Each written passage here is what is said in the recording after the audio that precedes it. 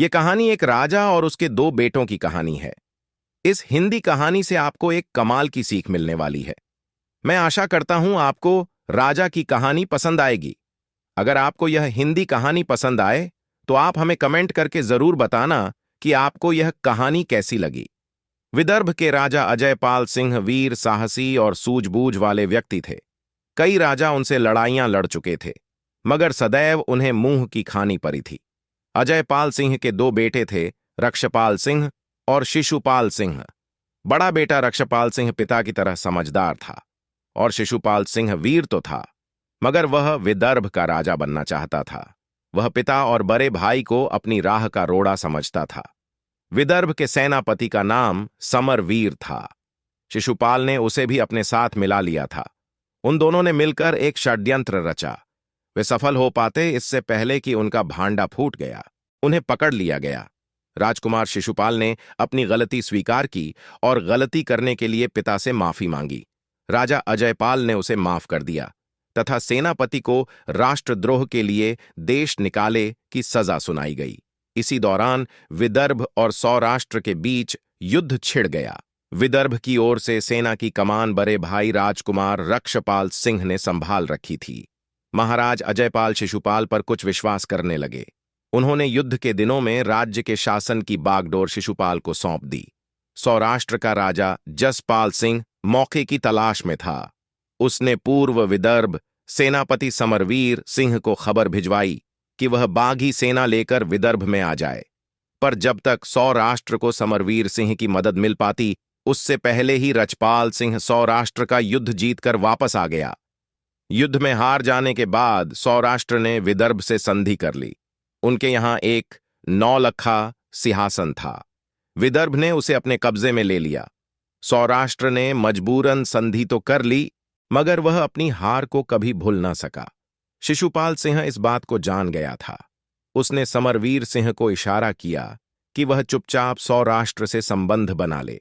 सौराष्ट्र ने शिशुपाल सिंह और समरवीर सिंह की ओट से विदर्भ को मजा चखाने की सोची। बगावत करने के लिए उन्होंने उन राज्यों का समर्थन भी जुटा लिया जो विदर्भ से शत्रुता रखते थे। शिशुपाल सिंह विदर्भ में ही षड्यंत्र रच रहा था, पर उसकी बागी योजनाओं का पता किसी को नहीं चला। योजना के अनुसार एक दिन शिशुपाल ने महाराज से शिकार करने के लिए जंगल में जाने की अनुमति मांगी। उसे शिकार करने के लिए अनुमति मिल गई। कई दिन हो गए, पर शिशुपाल सिंह जंगल से लौटकर नहीं आया। महाराज को चिंता सताने लगी। इतनी में ही कुछ सैनिक दरबार में उपस्थित हुए। उन्होंने कहा, छोटे राजकुमार एक शेर की चपेट में आ गए। शेर उन्हें घसीटता हुआ एक गुफा में ले गया और खा गया। बड़े भाई रक्षपाल सिंह को शिशुपाल की इस तरह मर जाने पर संदेह हुआ। उसे लगा कि कहीं शिशुपाल किसी साजिश का शिकार तो नहीं हो गया। उसने कुछ गुप्तचरों को जंगल में भेजा। गुप्तचरों ने बताया कि जंगल में विदर्भ के विरुद्ध गुप्त सैनिक अभियान चल रहा है। उसका नेतृत्व शिशुपाल और समरवीर सिंह कर रहे हैं। समाचार बहुत गंभीर था। राजा अजयपाल सिंह को पूरी जानकारी दी गई। जासूस ने बताया कि शिशुपाल सिंह के नेतृत्व में करीब 70,000 सैनिक धावा बोलने की तैयारी कर रहे हैं। महाराजा अजयपाल सिंह बूढ़े हो गए थे, मगर उनकी सूझबूझ कम नहीं हुई थी। उन्होंने एक योजना बनाई। योजना के अनुसार सेना को गुप्त रूप से सौराष्ट्र की सीमा पर भेज दिया और दूत के हाथों शिशुपाल सिंह के नाम एक पत्र भेजा। पत्र में लिखा था, शाबाश बेटा, मुझे तुम पर गर्व है। सौराष्ट्र तथा अन्य शत्रु राज्यों को समाप्त करने के लिए हमारी योजनाओं को सफल बनाना होगा। हम अवश्य सफल होंगे, क्योंकि शत्रु एकदम मूर्ख है।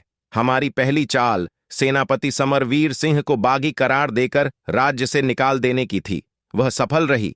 तुम पूरी तरह से सावधान रहना, किसी भी कीमत पर हमारा रहस्य उजागर न हो जाए, नहीं तो सारी योजना धरी की धरी रह जाएगी। पत्र शिशुपाल सिंह के लिए था, मगर वह पत्र सौराष्ट्र की सैनिक के हाथ लग गया और विदर्भ का सैनिक सौराष्ट्र के सैनिकों की पकड़ में आ गया। उनके सेनापति ने उससे कड़ी पूछताछ की। सैनिक ने सब कुछ बता दिया जो महाराज अजयपाल सिंह ने उसे झूठ मूठ का सिखाया था। पूरी बात जानकर शत्रु बौखला गए।